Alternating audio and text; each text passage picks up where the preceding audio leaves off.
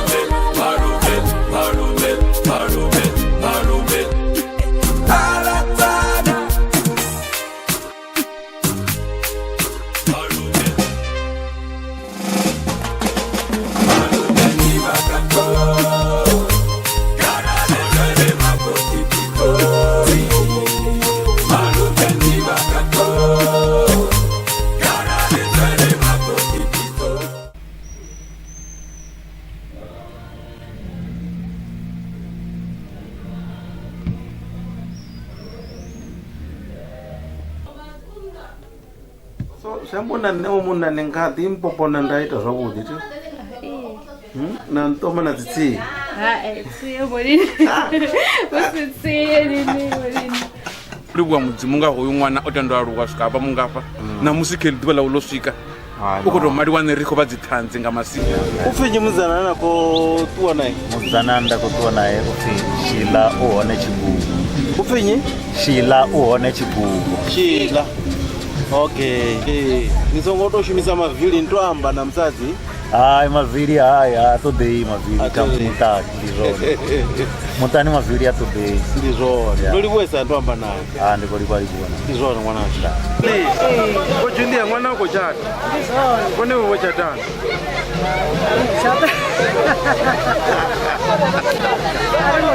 awo chata mwana mwana ko chata aba mtaka ili ngo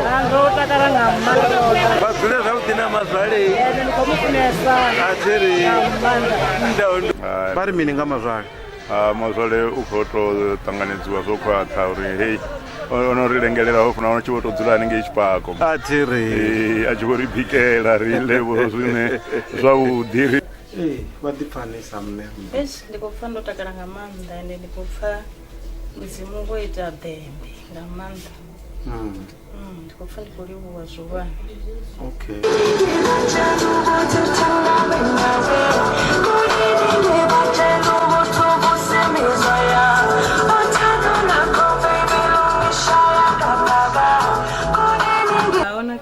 ona kesa man kawdo mtibulengena ndibone meho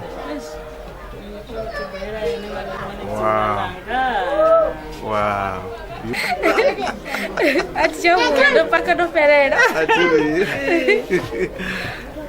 nizulira kuti kwazite nitokomele muna wanti ufuna na mazvali nani musumwa baba mudzima kakonto mengatireni amangadza uyo upirenga budhere ndatinala yesu wa nazareta tondo chidupaze amen dibe rijove yakuritaka rusubeza zuri rikamushumo wa munyanya azone rotanganiziwa zvabori naho udiputanga ndiasu zone kamusodorori parwimbo rune rwa jeveya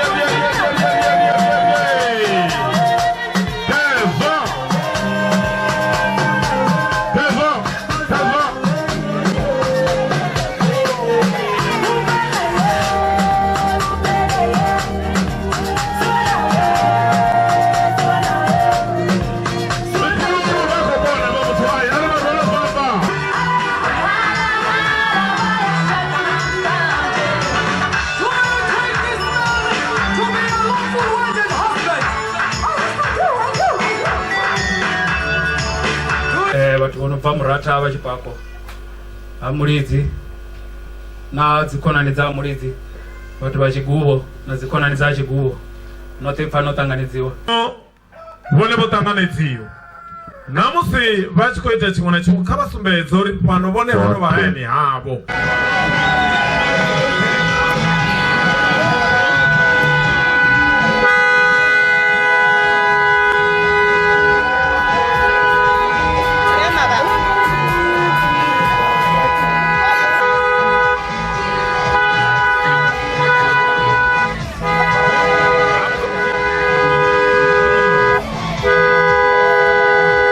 chipinga chofika Sheilla ehe mudzima mutondi dangi Sheilla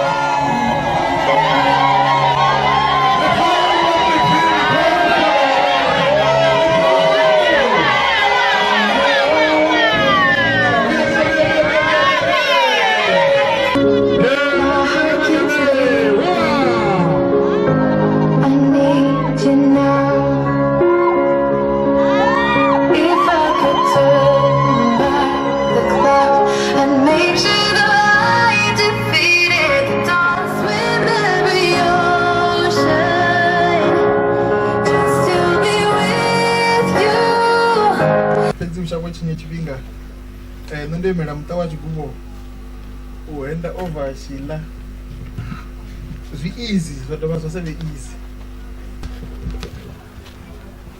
bichiri Sheilla vange ya Mulidzi ninoke chisima mipululu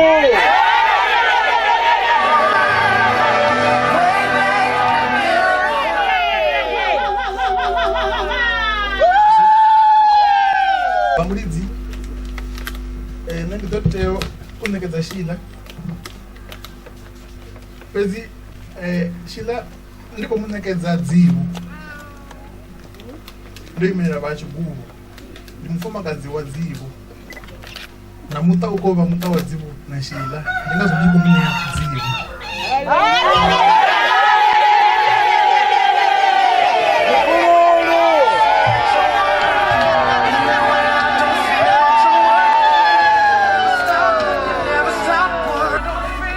A bride is a learner, a groom is a teacher. Whatever she will learn is what you will teach her. Thank you. Ready boy, mipululu, mipululu, mipululu. Yeah, look.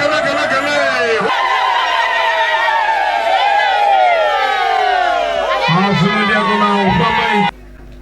Uri ni mufumakadzi wa Dzivhu. Asi mufumakadzi wa muzvala wa makadzi wa Dzivhu. Kana Validzi vhoṱhe vha soko pfha ungari Sheilla o ḓo vha tambedza ngei hai upfe o fhiwa Dzivhu. Tshipiḓa tshe nda fhiwa tshone ndo fhiwa tshipiḓa tsho no leluwa tshe tsha konḓela vha Tshiguvho tshine tsha vhona uri tsha nṋe ndi u ṱanganedza zwine ra khou ṋekedzwa zwone. Ri khou tenda uri Dzivhu no vha pfha vha Tshiguvho vha tshi amba uri tshisima khetsho zwi amba uri munu watsho ndi Dzivhu zwine na riṋe ṋamusi ri khou attesta ri khou ṱanganedza zwezwo uri Dzivhuluwani sa zwine vhafunzi vha ḓo ita tshipiḓa tsho fhedzisela vha ḓo zwi khwaṱhisedza nga maipfi a mudziyo langani ngei vha muṱa wa Mulidzi takalani nga ine nḓila no wana mufumakadzi vhukuma nṋe ndi to muḓivha tshoṱhe oyu Sheilla nda dovha nda ḓivha na Dzivhu futhi, so ndi vhathu vhane vha tshila vhutshilo havhuḓi. You will keep in perfect peace those whose minds are steadfast, because they trust in you. Trust in the Lord forever, for the Lord himself is the rock eternal. Ya uri ave na mulalo hoyo ane ava o themba kha iwe. Zwino Dzivhuluwani na Sheilla, ni tshi ṱoḓa mulalo muḓini wa vheini, ni songo sedza uri vhaṅwe vha khou tshilisa hani. Mulalo une na vha ni tshi funa u vha nawo, mudzimu vha ri ane a dzula muhumbulo wawe wo alama kha Yehova, a themba mudzimu kana a fhulufhela mudzimu, ndi onoyo ane a ḓo vha na mulalo wa vhukumakuma. Kari nne Dzivhuluwani Mulidzi, Dzivhuluwani Mulidzi, ndi dzhia inwi Sheilla Tshiguvho. Ndi dzhia inwi Sheilla Tshiguvho. Ya, ndi khou takalela nga nḓila ine na khou tou musedza khayo. Ndi takalela khou tou thoma mu vhona ṋamusi. Ya, ndi dzhia inwi Sheilla Tshiguvho. Ndi dzhia inwi Sheilla Tshiguvho. Uri nive mufumakadzi wanga mbinganoni. Mufumakadzi wanga mbinganoni. Ndi ni ṋekedza mbilu yanga ṋamusi. Lwa tshoṱhe mufunwa wanga. Lwa tshoṱhe mufunwa wanga. Ai kha tou dovhololo ya mufunwa wanga, vhaṅwe vhathu vha ngo ḓowela hezwo zwithu. A ri dovhe. Ndi ni ṋekedza mbilu yanga ṋamusi. Ndi ni ṋekedza mbilu yanga ṋamusi. Lwa tshoṱhe mufunwa wanga. Lwa tshoṱhe mufunwa wanga. U swika nga u sa fheli. U swika nga u sa fheli. Ndi munna wanu mukhethwa. Ndi munna wanu mukhethwa. Amen. Amen. O dzhena ayo mabhuku. Ari mipololo, ri rwele na zwanḓa. Nne Sheilla Tshiguvho. Sheilla Tshiguvho. Ndi dzhia inwi Dzivhuluwani Mulidzi. Ndi dzhia inwi Dzivhuluwani Mulidzi. Uri nive munna wanga mbinganoni. Uri nive munna wanga mbinganoni. Ndi ḓo ni ṱhonifha. Ndi ḓo ni ṱhonifha. Nda ni funa. Nda ni funa. A thetshelese kha Dzivhu ro thoma nga funa ra kona u ḓa ṱhonifha, kha ene ri khou thoma nga ṱhonifha ra kona u ḓa funa. Ndi ḓo ni ṱhonifha. Ndi ḓo ni ṱhonifha. Nda ni funa. Nda ni funa. Ra fhaṱa muḓi roṱhe. Ra fhaṱa muḓi roṱhe. Namusi zwi tshi konḓa. Namusi zwi tshi konḓa.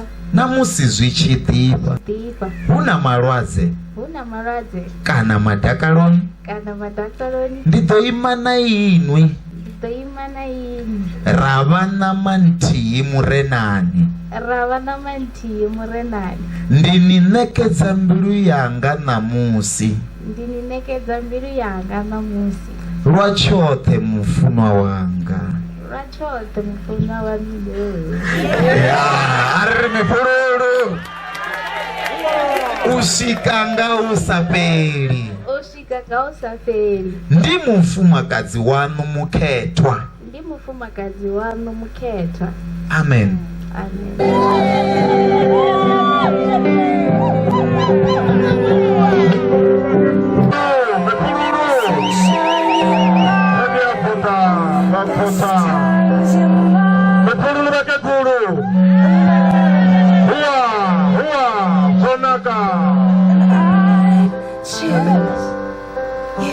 Let's pray. Father, in the name of Jesus, my Heavenly Father, we thank you for this moment, my God, in the name of Jesus, as you unite your children. My Father, in the name of Jesus, we pray for these rings. Zvisina ndava uri yo rengwa nga Bugai kana yo rengwa Dubai kana yo rengwa Thohoyandou kana yo rengwa Johannesburg. Ndi ringi ine yava yo fhaṱutshedziwa nga mudzimu, haisi kubvuliwa, haisi kubvuliwa nga tshifhinga. Ringi hei, nga ringi hei ndi swaledzela lufuno lwanga kha inwi mufunwa wanga Sheilla. Ndi swaledzela lufuno lwanga kha inwi mufunwa wanga Sheilla. Ni songo jayeza azwijaiwe, ni songo jayeza niko jaya nito jenisa zwo. Huko swaledzeliwa lufuno ya tanga itokalisiwa itomecha itoko wow ya ariri mipololo ndiswaledzera lufuno lwanga kha inu mufuno wanga Dzivhuluwani nditwamba zwavhuḓi ngori zwi a kanganyisa ngaringe hei ndiswaledzera lufuno lwanga kha inwi mufuno wanga Dzivhuluwani kezo akhaye ambadze zwavhuḓi asongo dzhaya ariri mipololo na rwele zwanḓa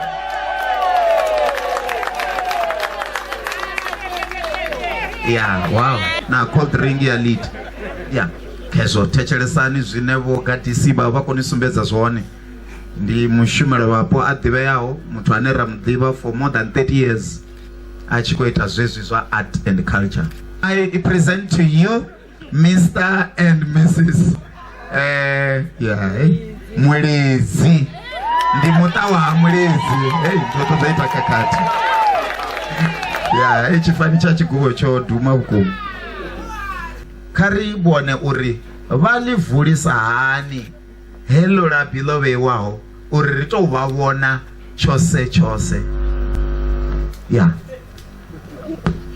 vhathu kha ri sedze ngeno ri songo vha na jealousy mipululu kha i dzhene na henefho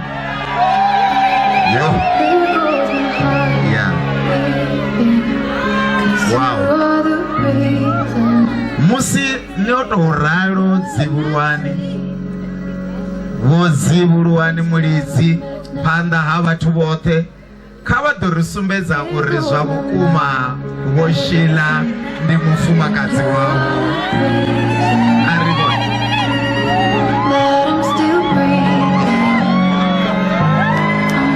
yes hallelujah a ri rwe zwanḓa a ri ke mipululu yes uri imaninyana kadzi ya phanḓa uri imaninyana no fedza dongololani futhi kezo ya ndi Mulidzi Mulidzi vatorali thank you ndili gwema vakisa sa vacuum cleaner afaiti vane avazvipfi ngori vakulesa ape na chiteji chikudzinginyaya ngapo the vacuum cleaner. I pray that Lord, let there be no failure in the name of Jesus. Whatever they do, God is a come and give that you refresh them. We pray, my Father, that you even open more the stores of heaven. That, Father God, from wherever they have taken from, oh Lord, that you will bless them even more.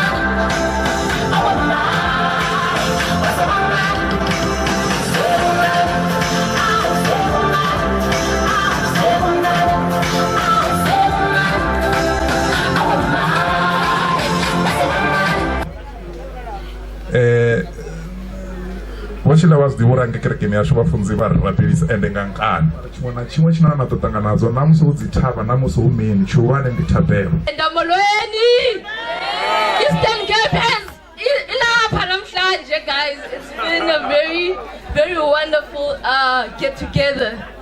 Here standing in front of you is Yamgela Sitsipane from Stakespruit, Eastern Cape. Drove all the way from Eastern Cape to here because my best friend is getting married. So today I just want to say, enjoy being married. Enjoy this new chapter in your life. Get in it with Mofoto Nalingwane that I know you have. Sitting as Khosam Pambili, Indoni, Tigandangandini. So please fly as high as possible in this marriage. You blossom into a wonderful wife, a wonderful mother one day, and a wonderful person that you are. Thank you. Nitwa engeza masuna arwenga pay.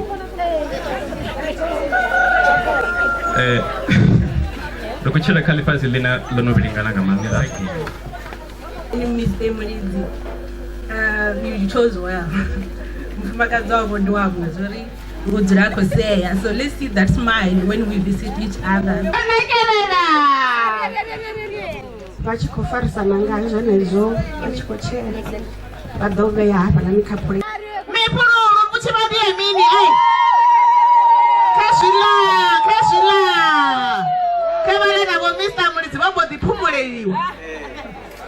Mr. Mulidzi kabadolisa kwa Mrs. Mulidzi ribona uri babalisa hani abalise ribone kabalisane mipuru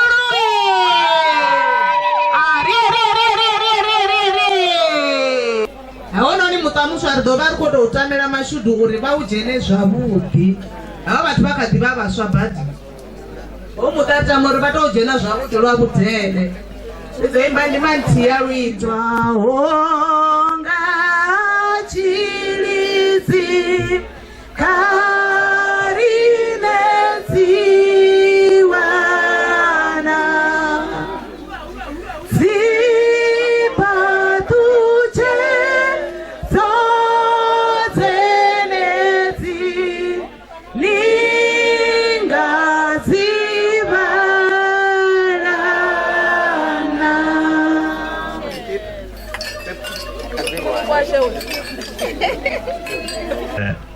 Ndichi kuda ka ulivua watu wote utomani ndidautomanga nga ulivua vabibi vanga so nanevo nga uditukupadza kama ifie va wachidzolombudza ndiko tudonaka vonga zvangavo